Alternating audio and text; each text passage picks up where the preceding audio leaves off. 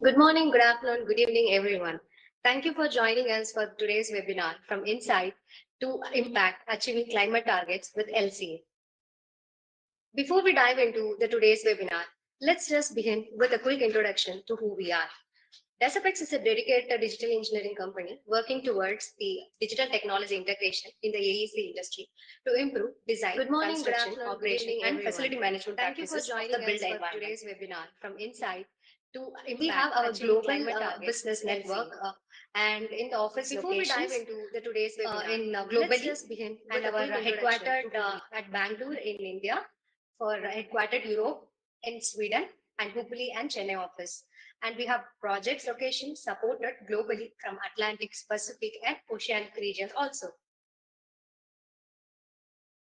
We have a suite of our expertise from all the verticals, from digital design management to net zero consulting and digital engineering services. Our values in our mission enable a digital adoption and integration of technology for target value design, vision, empowering sustainable transformation through strategic technology adoption and life cycle build, ensuring lasting impact across the entire life asset cycle. Agenda. Today we will go from our what is climate change, and we will set about what is climate targets, sustainability, and what are its goals. Then we will come into what is carbon credits and green certification. Then our core of this webinar is about building life cycle assessment. Then we will talk about LCA tool, that is Prodikt. Then our Desapex involvement in net zero. Let's dive into our webinar. First, before we begin, I would like to take a moment for you, everyone, to think around the world around you, the weather, the seasons, the landscapes. All of these are a part of a delicate system that has been evolving from the millions of the years. But right now, when we see what we face, the system is something unprecedented. We feel the challenges are linking to one major thing that is called climate change. So what is climate change actually? Exactly. So at its core, the climate change refers to significant long-term changes that has been happened due to the change in the Earth's tectonic movements and the Earth's inner core movements. So it happens due to the warming of the Earth. So what is its root cause? The root cause are due to the emission of certain gases like greenhouse gases, as we say, carbon dioxide, methane, nitrous oxide, and fluorinated gases. So these are the greenhouse gases. What it does is it traps the heat in the atmosphere and acts as a blanket, and it will not heat to emit out. So that will make our globe even more warmer. So this will show you at the end result in the change in the climate. So this is the root cause for your climate change. So why is climate change happening? So most of us now we will started thinking about why is climate change happening? This climate change is happening because majorly one primary thing is human activities. We are very much populated now. So because of wider human activities in industrialization, revitalization activities, causing a rapid change in the system of the climate. So that because of that, the climate change is happening. So why we need so urgent, why the climate change, why we have to tackle this so importantly, immediately. See, in this picture, you can see that how the earth, how the globe was about 21,000 years ago, and how it is now and how it will be in the future if we keep that emission range, and if we keep making the globe that much, it will be like this in the near future. So this will show you the globe become warmer and will be unfit for the human life, not even human life, any human life. So this is an immediate issue, urgent issue that we need to handle it. So next, as we now saw about what is meant by climate change, what is the root cause, and why it is happening, and why we need to address it immediately. So now we will talk about the greenhouse gas emission statistics. So this is the chart that is taken from the European Union Commission. So from the chart, this is a whole global contribution, you can see the different sectors involving from power industry, industrial combustion process, buildings, transport, fuel exploitation, agriculture and waste. You can see how the graph is, how it is there in 1990 year until now 2023. You can see how the emission has happened. You can take for example, let's take building, the green color. You can take now it was 1990, it was about around 30,000 million tons of carbon dioxide equivalents, but now you can see it's going to reach about 50,000 million tons of carbon dioxide equivalents. So this much, that's around like 20,000 million tons of carbon dioxide equivalents changes has happened. So this much emission has happened in 1 century. So this is something very rapid. So when you see the pie chart over there, you can see a pie chart. The pie chart comprises of all the major greenhouse gas emissions. So the biggest contributor was carbon dioxide. You can see it took about 3/4 of the part, right? 73% is huge. So that's why we are addressing carbon dioxide emission at a huge rate. So when we compare with other greenhouse gases like methane, 18%, and nitrous oxide is 4%. So as you saw about this chart about the different sectors, how it contributes globally, but these greenhouse gas emissions is not equal. It's not equally distributed. It depends upon region to region. Country-wise, the contribution differs. So when we take the country-wise contribution, we can see the emission range and how the emission is there. So we can say China is the largest emitter of GHGs and the United States stands second. And we are not proudly to be said India stand third for the largest emitter of GHGs. So as said here. So now we saw about the emissions, about GHGs emissions, about different sector wise and how regional wise globally. Now these are the changes of the climate change. So with this climate change, what is the effect? What is the catastrophe that is happening? The result is a global temperature change. So the temperature is increasing. So it was listed that in 2024 is the warmest year on record, reaching first above 1.5 degrees Celsius. So this is happened to us, and for the last year, which has become very warm, and we could see a lot of because of warm, we could see a lot of fires in the globe over the world. A lot of forest fire has happened, and very change in the uh, earthquakes and very change in the other climatic conditions also happened. So this graph tells you in detail how the increase in the, the effects of the climate change resulted in global temperature change. So with this resulted in this geophysical and sociological impacts. All this together, the global change has increased temperature change. As I said, like heat waves have started happening. There is a rainfall disturbances. There is no regular rainfall. The seasonal rainfall is being changed. The monsoon rainfall, and you could see there is extreme weather conditions having tornadoes and cyclones at its peak, and we have acidity and ocean acidification is happening, and they have a lot of catastrophic activities because of the climate change we could see. So moving on, we could say, as in the previous slide, I have showed you how the sectors, different sectors like transport, waste, energy, buildings contribute globally to the GHG's emissions. We saw a detailed graph. In that, if you see now, building sector alone, construction sector alone contributes about 39% of carbon emissions, GHG's emissions. So we alone contribute about more than a 1/4%. That is nearly to half of the percentage of the contribution is from the building sector.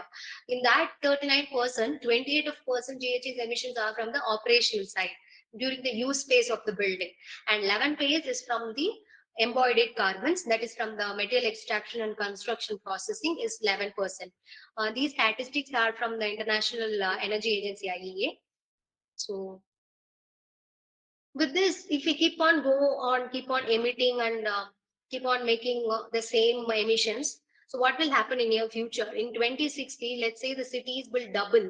So about 100 to 200 gigatons of embodied carbon from the construction materials will be emitted. So cities grows by 230 million square meters. In that, you could make sure like it would generate about 100 to 200 gigatons of embodied carbon.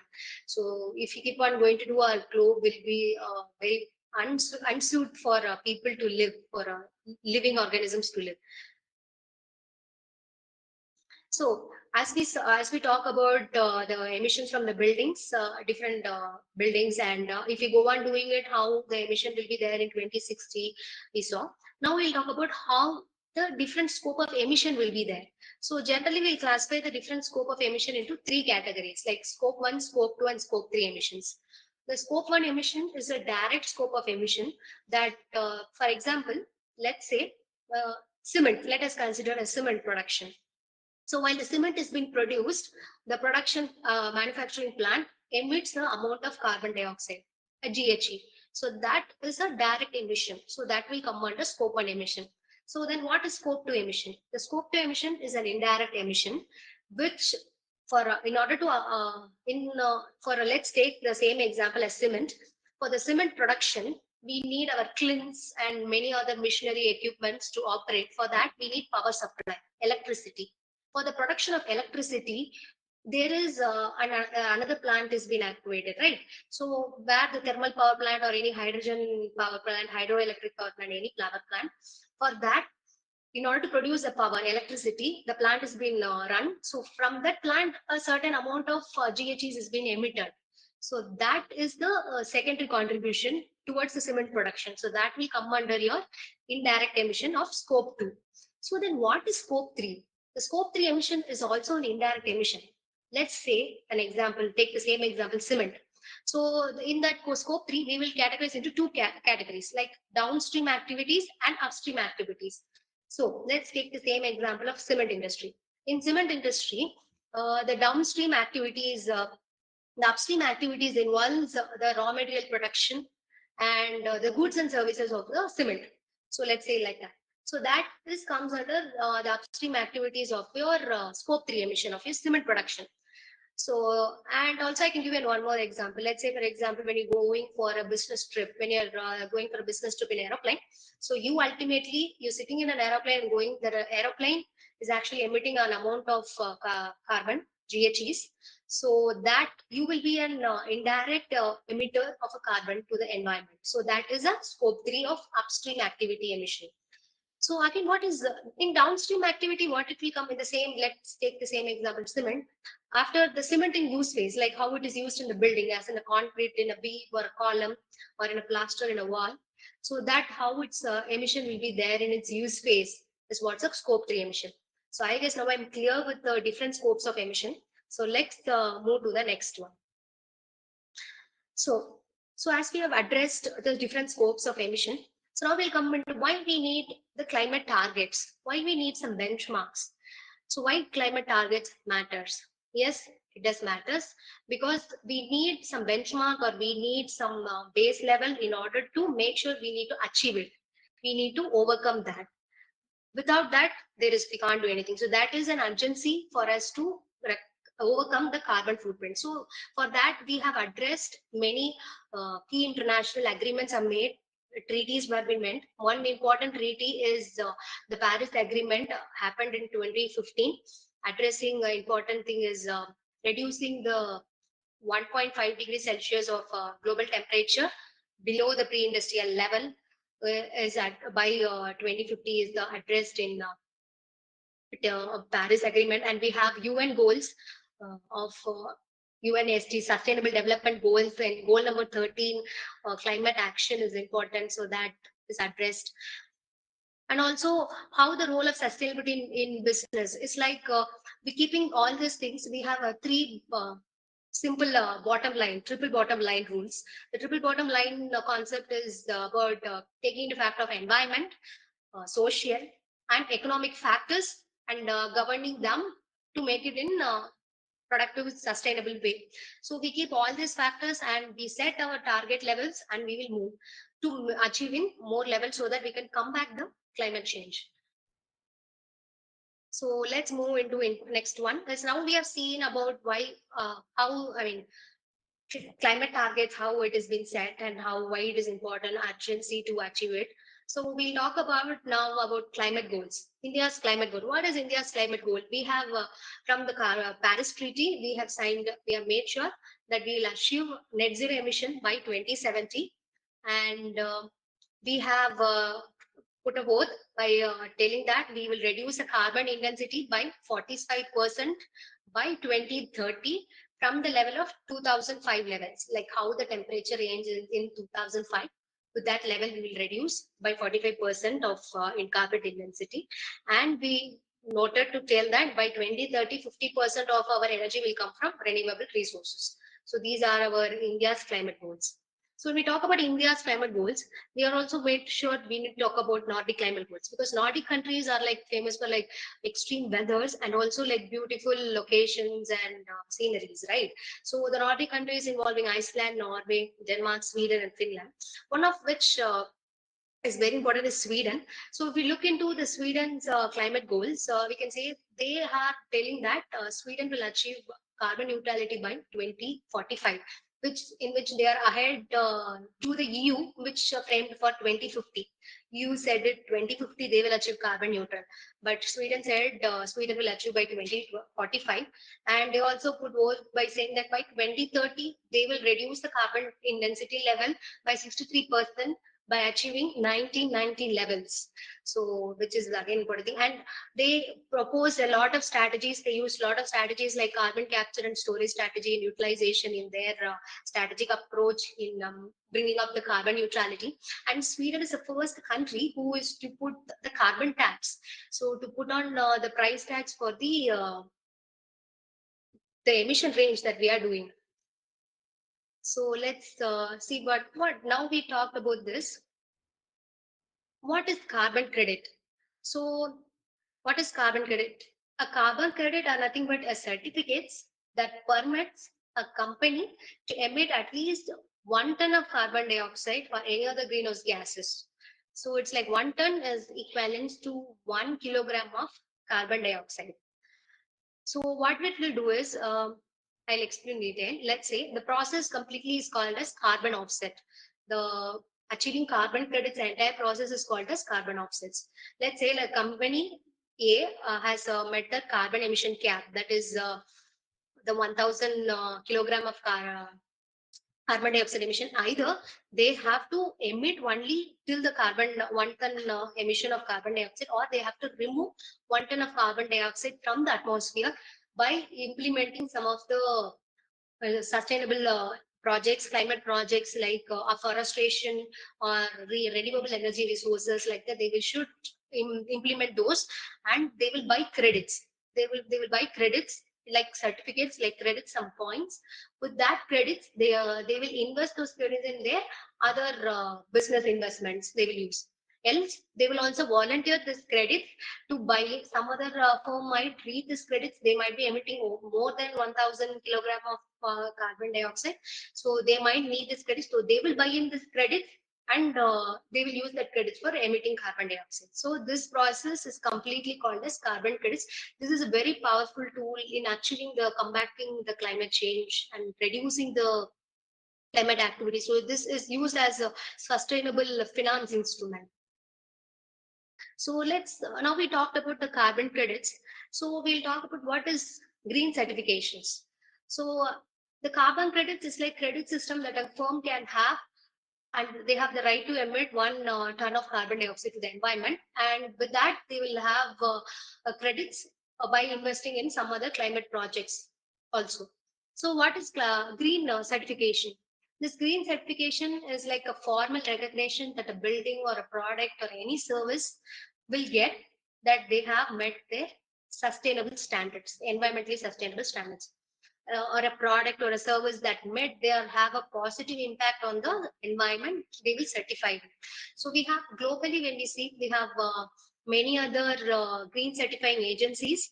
We have LEED from UK and US, BREEAM from UK, and we have Griha and IGPC from India. So all these green certifications plays a very important role in giving you the formal recognition to the to your building or your service or a product says that your building or the product meet the sustainable standard. And what is the difference between that green certification and green credit? If you say this green certification will certify you that your product or your service is going to with the sustainable standard. That's it. But carbon credit is you will get the credits where you will get some credibility value, like business value, like some in amount of some figures. So that with that credits you can invest in some other projects, some in climate projects where you can make some money out of that. So that is over that carbon credits. So with this, let's move into next. So we come into our core of our webinar. Now, what is meant by building life cycle assessment? So life cycle assessment. What is life cycle assessment? So life cycle assessment is just a systematic process that is actually used to evaluate the environmental impact of your product, a service, or a system throughout its life cycle. So let's say you have a pencil or a pen.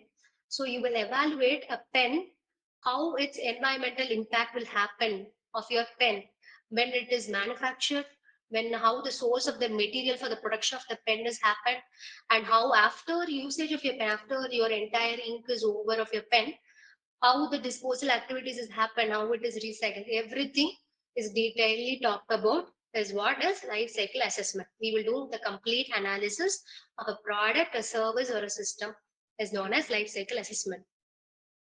So now we are talking about life cycle assessment. So we will dive into what are the key phases of life cycle assessment. In order to do the life cycle assessment, there are some phases, 4 phases. The first one is goal and scope definition. The name suggests goal and scope definition. It means it sets your goal. It will give you what is the objective of your assessment.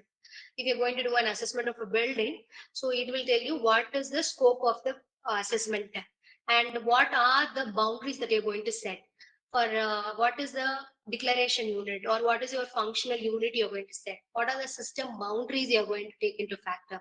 All these things will be set in goal and scope definition, along with the different stages of the life cycle, along with the environmental impact indicators. Everything will be defined in the goal and scope phase. After the goal and scope, you set the goal and scope. What is the next? You need data. Inventory analysis. Life cycle inventory analysis is your second phase. What you will do is you will have collection of data. Now you have set a goal. First step is setting up a goal. You set your benchmark and you want the criteria 1, criteria 2, criteria 3 you have set. And now you need data. So collection of data is inventory analysis, step number 2. So that you will do in the second phase. So what is the third phase? Now you have the data, you have set the goal, you have the data, and now the third is assessment. So now you will assess the life cycle assessment of the any product or the service or a building is done. So now what you will do is you will set up the environmental impact categories. The environmental impact categories classifies a wide role. I mean, very detailed indicators are there, from global warming potential, eutrophication potential, acidification potential, ozone depletion factor. So these are wide range of impact indicators. So we will consider which impact indicators to be taken.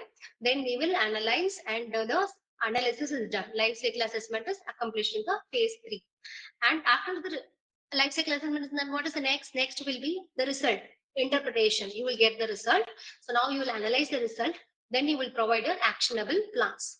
What are the other recommendations? If your analyst result doesn't reach the benchmark, if you are doing a lot of GHG emission, so how you can counteract it, how you can reduce it. So by going into other sustainable options, what are the alternate options is there. So we will go into that and we will give the interpretation results and we'll set the results. So these are the 4 phases of life cycle assessment, involving from setting up the goal, collecting the data and inventory analysis, and achieving the life cycle impact assessment test, then interpreting the data. So next, as we see the key phases of the life cycle assessment, now we will dive into the stages of building life cycle assessment. there are different stages of a building life cycle. So we'll categorize the first stage as product stage. The product stage categorized into three. It is numbered as three: A1, A2, and A3. Next is construction stage, that is being numbered as A4 and A5. The other module will come as use stage, categorizing from B1 to B7. Next, you have for end of life stage, that is C1 to C4. Next is D, that is benefits and loads beyond the system boundary. Now we saw the phases of the life cycle assessment. Then we have seen the stages of the life cycle assessment categorized into five: from product, construction, use, end of life cycle, and beyond benefits and beyond the system boundary. So now we will see what is A1, what is A2, what is C1, what is C2 in the next slide. So here you can see a detailed diagram, right? So I will explain very detailedly now. So let's say, for example, let's take cement as an example. So for production of the cement, so what is the primary raw material is limestone, right? So limestone extraction to be accomplished, that is A1. So you can see down that is written product stage A1 is raw material extraction. So for a cement production, you need a limestone, that is a raw material for the cement. For that, raw material extraction is A1. So we got the raw material to produce our product cement. So we can't produce in the excavation center. So obviously we have to take it to the manufacturing site. So in order to take to the manufacturing site, the transportation involved is A2. So A2 is transport to manufacturing site. So now A1 is determined, A2 is labeled. Now what you reach the manufacturing site, right? So A2 is transport to manufacturing site. A3 is manufacturing. So now the raw material is brought up in the manufacturing site, and in manufacturing site, the manufacturing production process involved of the limestone, and we are producing into cement. So now A3 is accomplished. So these three stages come into product stage. So A1 is raw material extraction, A2 is transport to manufacturing site, and A3 is manufacturing. So once it is manufactured, next stage is construction stage. We have to use that cement in make it into a final product, either as a concrete in the column or a beam or a plaster in a wall, right? So for that, we have to take it to the construction site. So in order to take it to the construction site, there is a transportation involved. So A4 is transport to construction site. So now you can see the A4 here, transport to construction site. So now the A4 transportation construction site is received. Now we received in construction site. Now what you will do, the cement is used in concretes and made into the product, a final product. So the installation or the assembly is accomplished in A5 module. So that is your A5. So now a building is constructed, the cement is being placed well in concrete as in column or a beam or in either in a plaster in a wall. So now all the activities is done. So now B phase is use stage. So entire use stage is B phase. In B, we have 7 modules. First one is B1 is use. In use stage, how the wall reacts with the plaster, the cement as a plaster in the wall, how it reacts with the environment is the use stage we are using as a wall. No? That is B1. Next is B2, maintenance. So let's say due to the course of the time, you in the wear and tear, we can have in the season of climate, we'll have some leakage, crack, and all. So we need to maintain, that is B2. So either we have to repair that wall plaster is B3. We'll repair the wall plaster by doing some tincturing work. So that is B3. And B4 is the replacement. Either we will do some patching up, or we will replace the part of that old plaster with the new plaster. That is your B4 replacement. So Re5 is a refurbishment. So if the used plaster, how we will refurbish, how we can use it as another thing. It is a refurbishment, or other refurbished product we will use it there. So that is B5. B6 is operational energy use, how the energy is used in the operational activities of a building. And B7 is how the water is used in the operational activities of a building. So these are the different modules of a B stage, use stage. Next is end of life stage. So C stage.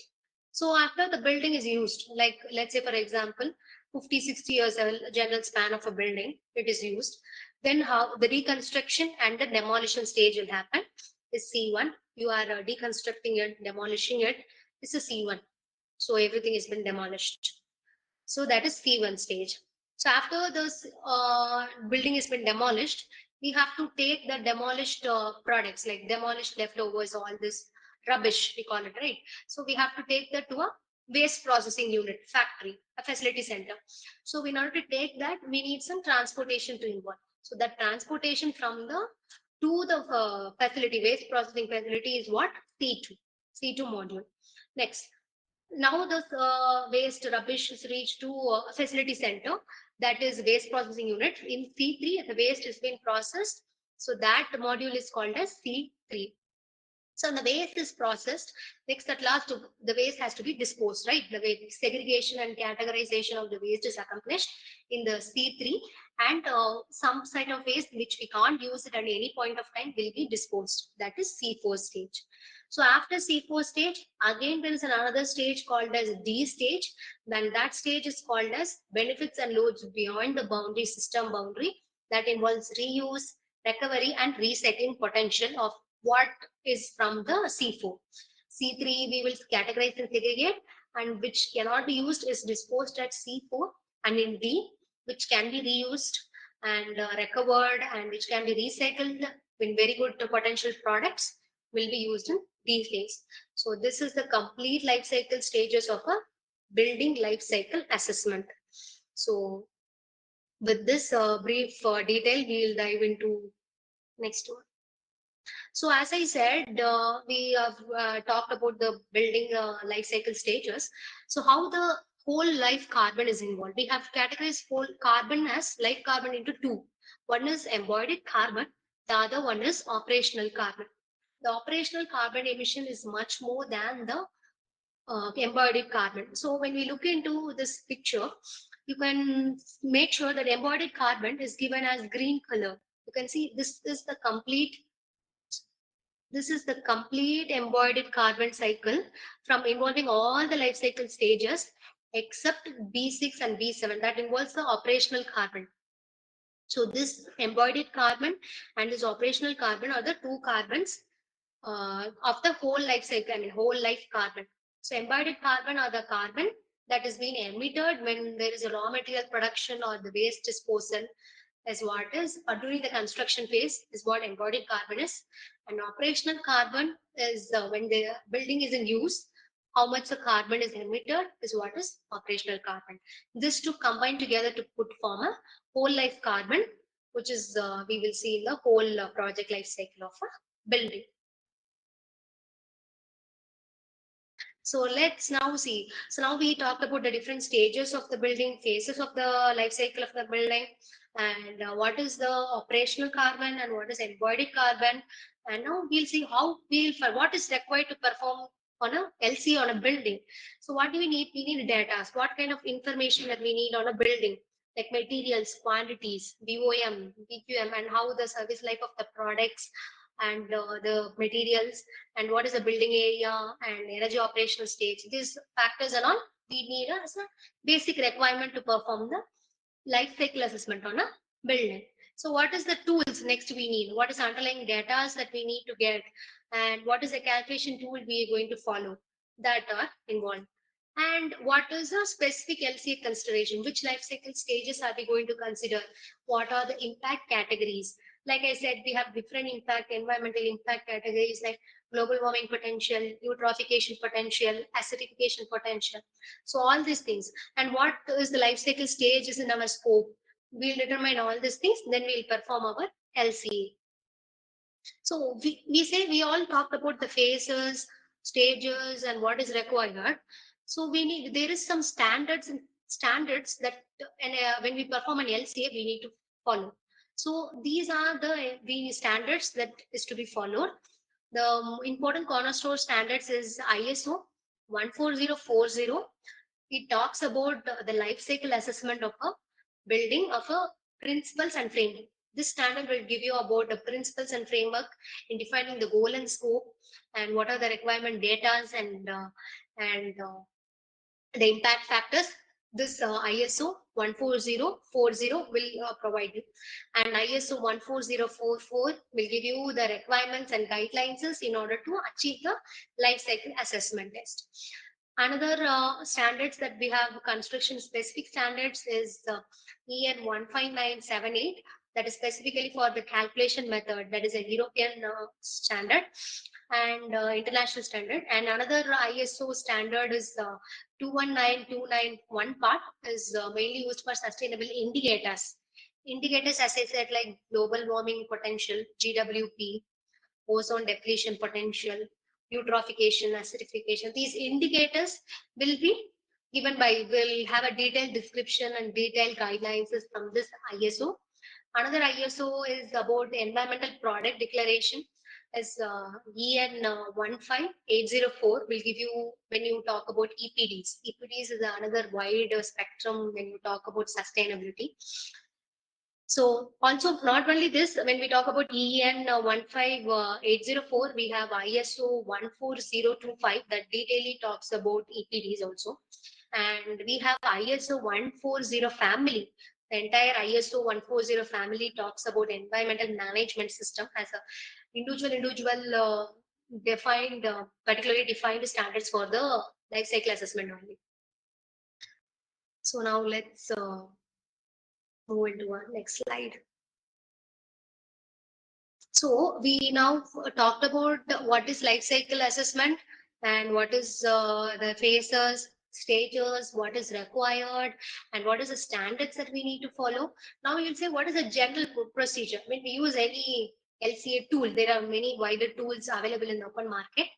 If we use that tool, what is a general procedure in order to complete a life cycle analysis? So the first is we'll create a project. When you got the access to the life cycle assessment tool, we'll first create a project. Next, after creating the project, we will assign the members. What are the stakeholders involved? We will assign the stakeholders. After that, we will import a 3D model or a bill of materials that is required. And after importing that, automatically the tool will perform the LCA and it will give you the results. So after accompanying the results, we will compare the data and we will check what are the other sustainable options, alternate options that we can come back with this and reduce the GHGs. So we'll compare the data, then we'll get a completed climate calculation report. With that, we will optimize and synthesize, and we will give the optimized LCA report telling that this will be your analysis report. So once data has been accomplished, we will counteract and we will synthesize. We will make sure to reduce the impact, reduce the GHG emissions by providing alternate options, and we'll say that this is the optimized option is there. Like that, we will give and we'll give you the optimized result. So these are the generalized procedure that we perform an LCA in any LCA tool. So now we talked about this. What are the softwares available for building LCA?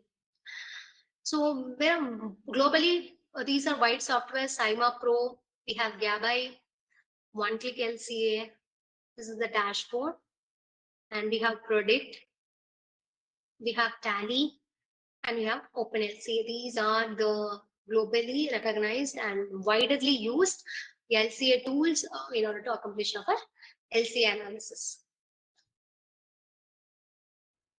So as now in Desapex, we have partnered with the Prodikt and we have become the powerful partner with the Prodikt, and with the cutting edge Prodikt tool, we are providing you with the sustainable solutions by having the cutting edge Prodikt LCA tool. We will optimize the environmental impact of the buildings across all the life cycle stages, from the material extraction till in the construction phase, in the use phase, operation, and in disposal. So this collaboration would enhance our ability to deliver the sustainable building solutions. So with the Prodikt, we become the certified service partners. So we now with the Prodikt, I will show you how the dashboards and how the analysis can be done. So this is the Prodikt dashboard. When we open our Prodikt, so our dashboard will say about who we will introduce, who we are, Then we will show our team members involved, and these three subdivisions will be there: projects, systems, and products.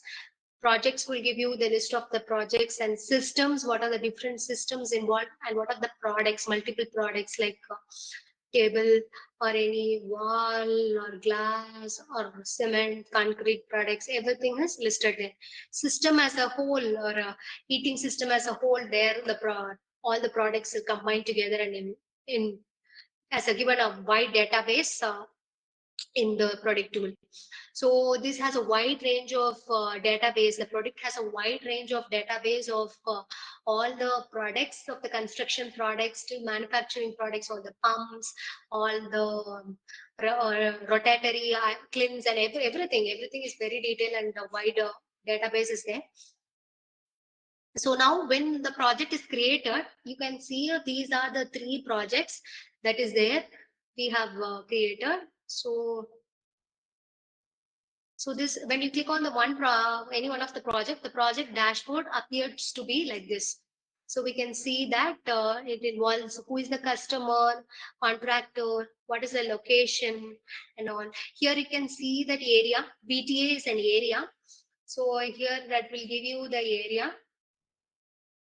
area of the building, how much square, and how many rooms are there, how many floors, and what are the project settings there. And we have some add-ons like CC build or climate declaration, log books, and all. And here is the list of tools that we have, where we have settings, and here it involves team members, and we have import logs, and import option, export option, and this is who you are you, and account details will be given. So this is the project dashboard. So when in the project dashboard, we here there is an import option. So with this import option, you will import. It will ask either you will import in IFC model or BOM. We will import it as an IFC model. By importing the IFC model, automatically the tool synthesizes and it will give you the automated results. So the result dashboard will look like this. So this is your result dashboard. It will automatically declare the results, and it will show you the result of the carbon emission. Here the highlighted box will tell you about how much carbon dioxide is emitted. Is 61.51 kilogram of carbon dioxide is emitted for the building that we have uploaded. So here you can see here the scope is still A3, A1, A2 and A3. So in the A1 scope, you can see how much it is emitted, 88% scope emission. And A1 to A2, A4 and A4 is 7%, A5 is 4% of carbon dioxide emission is there. So on total, how much is emitted is being listed here. So this is the result page. After the result page is there, we can export the result. So exporting the result is the export icon. So we can export the result in the form of Excel or in the form of PDFs. So we will export the result. So our PDF will have a detailed description about the entire life cycle assessment of the product, of the building that we have analyzed, and it will give you the detailed description, all the things in different life cycle stages from A1, A2, A3, everything till D, it will give you. So we at the Desapex, at Net Zero Consulting Services, our approach is a holistic approach where we dive into 7 key drivers of net zero consulting, from net zero strategy development and life cycle assessment, where we use our Prodikt tool, cutting edge Prodikt tool in analysis in the different stages, life cycle stages of a building. And we have carbon declaration compliance for EU and Sweden basis, and we have energy modeling and simulation, which will give you the energy management in the operational phase, basics of your building, and we can manage there. And we have a renewable energy integration, how we can do the integration using all this other renewable energy sources. We have smart building solutions, integrating IoT integrations, and we also have about carbon and energy audits, which will give you that you are certified and you are on the sustainable standards, you mark on the sustainable standards. So these are our 7 key drivers in our net zero energy consulting services. So when we talk about our Desapex net zero energy consulting services, so our 6 stages of the net zero energy consulting services involve integrating planning and simulation, where we will evaluate how the building interacts with the environment and how we can check whether how to minimize the energy consumption. With the BIM integration, we will simulate and calculate the energy flow and how the sunlight exposure is there, how the thermal performance and all. And with that, another key stage that we do is about design optimization. So we leverage the BIM analysis in taking up the choices in building materials for the different HVAC systems like heating, ventilation, air conditioning systems, firefighting systems, and how we can choose the sustainable products, making it reaching our net zero goals. And with the collaborative decision making, where the BIM acts as a central hub and is a one-spot communication tool with the different stakeholders and having a wide integration and coordination with various disciplines of architects, individuals, contractors, engineers, consultants, everyone. And our construction and resource management will talk about the waste and how the waste has been monitored, and with the BIM integration that will show you about visualization in the construction sequence, and it will track the resources, how it is used, how the waste it is optimized, and how we can optimize that energy use and all. So and performance monitoring, the real time energy monitoring is accomplished where we, with the BIM integration with IoT, Internet of Things, how we will give the continuous energy performance overview in the HVAC systems, how the energy is consumed and how we can make it potential consumption in the HVAC systems is accomplished, and everything has been detailedly given in our performance monitoring stages in our net zero consulting. And last, we do have our life cycle maintenance, entire life cycle from the scheduling and the predicting the entire energy performance over the time of the building has been done in our consulting services. At Desapex, we actually harness the power of the BIM to connect each stage, executing this all these key drivers in net zero energy consulting services. So now the floor is open for the Q&A. So please drop your questions in the chat box.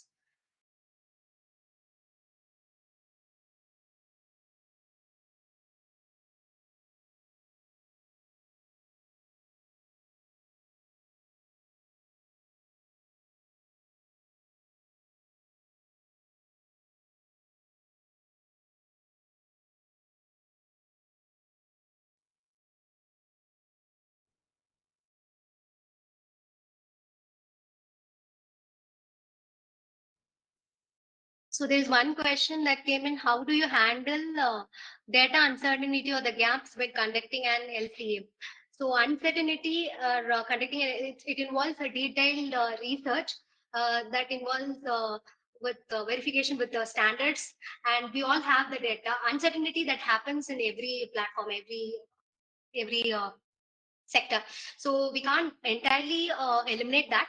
But with the standards that we have, ISO standards and detailed researches that has been made, we can have that as a benchmark, and we can solve that uncertainty.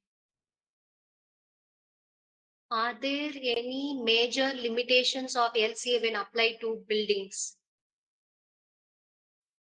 There are no major limitations then when we talk about LCA when applied to our buildings, because the major limitation will be the collection of the data. So if the data has been collected and if you have the proper data, then that will be very good to go with proper LCA analysis, because collection of data is where the involvement is involved.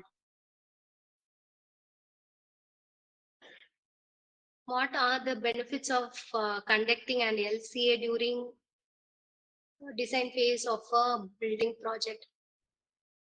Yes.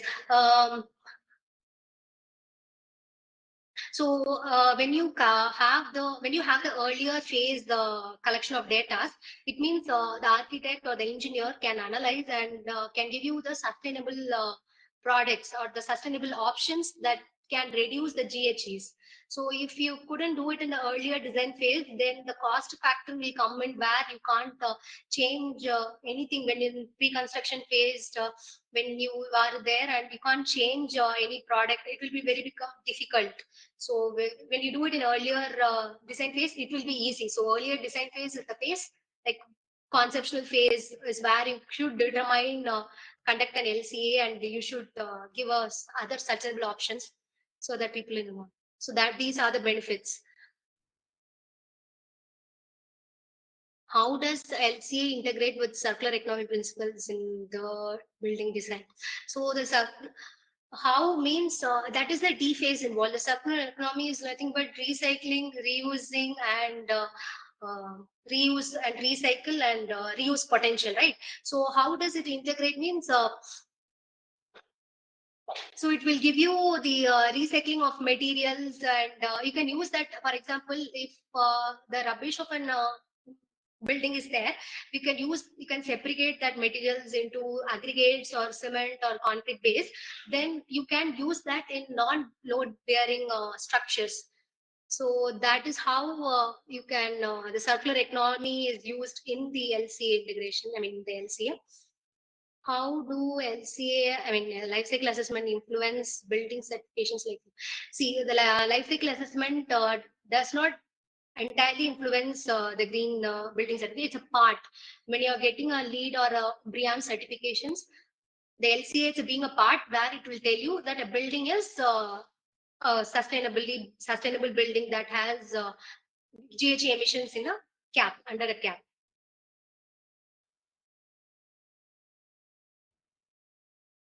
Yes, we have answered all the questions. Uh, Thank you for joining us today. It has been an insightful session, and we hope you are leaving with fresh ideas and inspiration to take action towards more sustainable future. At Desapex, we are committed to driving change and supporting the innovative solutions that promote the sustainability across the industries. As we wrap up, I remember that sustainability is a journey, and it's not a one-stop counts, and every stop that it counts, where whether through the business practices or the community efforts or to the personal choices, we do all have a role to play. So thank you once again for being a part of this important conversation. So let us stay connected, continue learning, and push forward together towards a greener tomorrow. Have a great day and look forward to see you in the another Desapex meeting. Thank you.